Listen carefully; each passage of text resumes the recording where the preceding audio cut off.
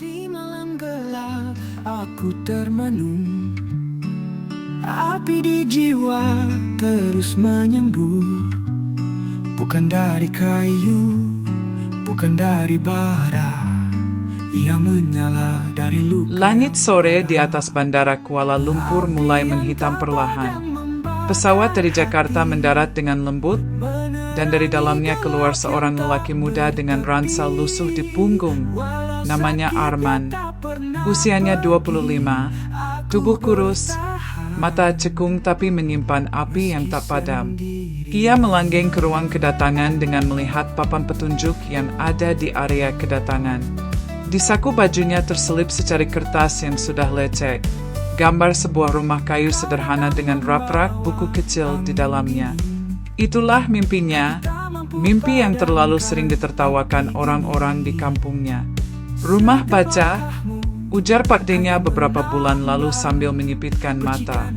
Arman, kamu ke luar negeri itu buat bangun rumah batu, bukan rumah kayu buat anak-anak baca buku. Siapa yang peduli sama itu?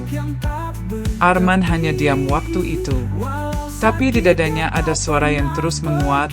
Kalau bukan aku, siapa lagi? Meski sendiri, Apartemen sempit itu tidak bisa disebut rumah. 4 orang tidur dalam satu ruangan tanpa jendela, dengan kipas angin tua yang berdengung seperti nyamuk raksasa. Lantai lembab, udara pengap, dan bau keringat bercampur sabun cuci menyatu jadi aroma harian yang harus diterima. Tapi Arman tak pernah mengeluh. Pagi hari, ia berjalan jauh ke lokasi proyek, membangun gedung-gedung tinggi yang tak akan pernah ia huni. Di bawah terik matahari, ia mengangkat besi, menyusun batu bata, dan menuang adukan semen. Setiap sore, ia pulang dengan tubuh yang sangat lelah. Tapi pikirannya selalu kembali pada kertas lecek di sakunya, gambar rumah baca itu. Kadang malam, ia bekerja di dapur restoran, mencuci piring, mengelap lantai, mengangkat tumpukan bahan makanan. Atasannya suka membentak. Tapi Arman menerima semuanya dalam diam. Ia tidak sedang mencari penghargaan. Ia hanya ingin cukup uang untuk membeli papan, buku, dan cat.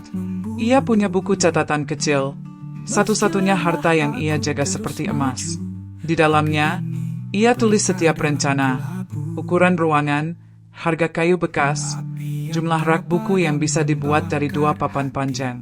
Di balik halaman itu, ia menulis nama-nama anak kecil di kampungnya, Nisa, Ardi, Wawan, Siska, anak-anak yang sering bertanya padanya dulu, "Bang, kenapa langit bisa biru?" Atau, "Bang, kenapa kita nggak punya buku kayak di kota?" Arman tahu jawaban itu bukan di lidah, tapi di perbuatannya. Minggu ke-12 di negeri orang, nasib mulai menguji kesabarannya. Agen yang dulu menjanjikan pekerjaan dengan gaji tetap tiba-tiba menghilang. Gajinya dipotong sepihak, dan suatu malam, paspor dan dokumennya dirampas oleh mandor proyek, membuatnya nyaris ilegal. Ia duduk sendiri di tangga belakang tempat kerja. Lampu-lampu kota gemerlap di kejauhan tapi tak satu pun menyinari sudutnya. Air matanya mengalir tanpa suara. Apa ini semua sia-sia? Lalu ia meraba saku bajunya. Kertas itu masih ada. Dan seperti mantra, satu kalimat kembali menyala di benaknya. Aku tidak butuh dunia untuk mengerti. Aku hanya butuh satu anak kecil kelak berkata, "Terima kasih, Bang Arman."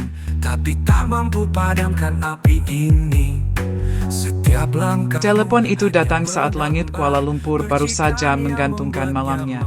Arman baru pulang dari restoran. Tubuhnya masih bau minyak goreng dan keringat. Ia hampir tak sempat menjawab panggilan itu, kalau bukan karena nama kakaknya yang muncul di layar teleponnya. "Men," suara di seberang terdengar pelan. "Ibu masuk rumah sakit. Gula darahnya naik, jantungnya juga kambuh. Dokter bilang harus rawat inap. Biayanya mahal. Men, kami bingung." Arman menggenggam ponselnya erat-erat. Tubuhnya kaku. Lalu suara kakaknya kembali terdengar. Kali ini seperti bisikan, "Kalau kamu bisa kirim uang lebih cepat, kami bisa pakai itu dulu. Maaf, men. Kami tahu kamu juga susah. Suara itu berakhir dengan diam. Dan di tengah diam itulah, Arman merasakan dunia seperti ambruk pelan-pelan. Malam itu ia tidak tidur. Ia duduk memeluk lutut di sudut ruangan, lampu padam, udara lembab. Ia mengeluarkan buku catatannya, yang penuh dengan denah rumah baca, daftar buku, bahkan puisi-puisi kecil yang ia tulis untuk membesarkan hatinya sendiri. Lalu satu persatu, ia menyobeknya. Kertas-kertas itu tergeletak seperti sayap patah di lantai, dan dalam detik-detik itu, Arman benar-benar percaya, mimpinya tidak berguna. 2 hari kemudian, ia kembali bekerja, seperti biasa, tapi senyumnya hilang, gurat di dahinya dalam. Dan ketika ia menatap gedung tinggi yang sedang mereka bangun, yang menjulang dingin ke langit, ia merasa sangat kecil, tidak seperti tukang bangunan, bahkan bukan manusia, hanya alat. Namun pada malam keempat, sebuah keajaiban kecil datang.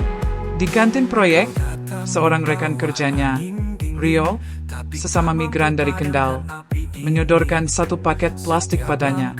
Ini buku buat MU, katanya. Arman membuka paket itu.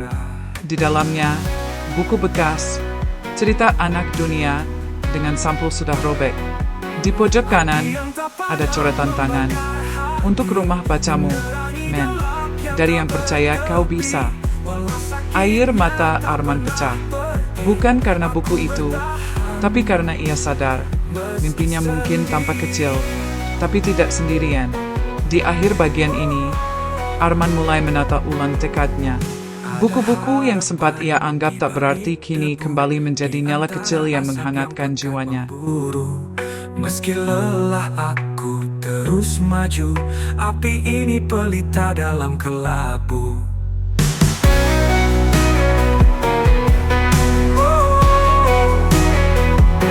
Api yang tak padam membakar hati, menerangi gelap yang tak bertepi. Walau sakitnya tak pernah pergi, aku bertahan meski sendiri.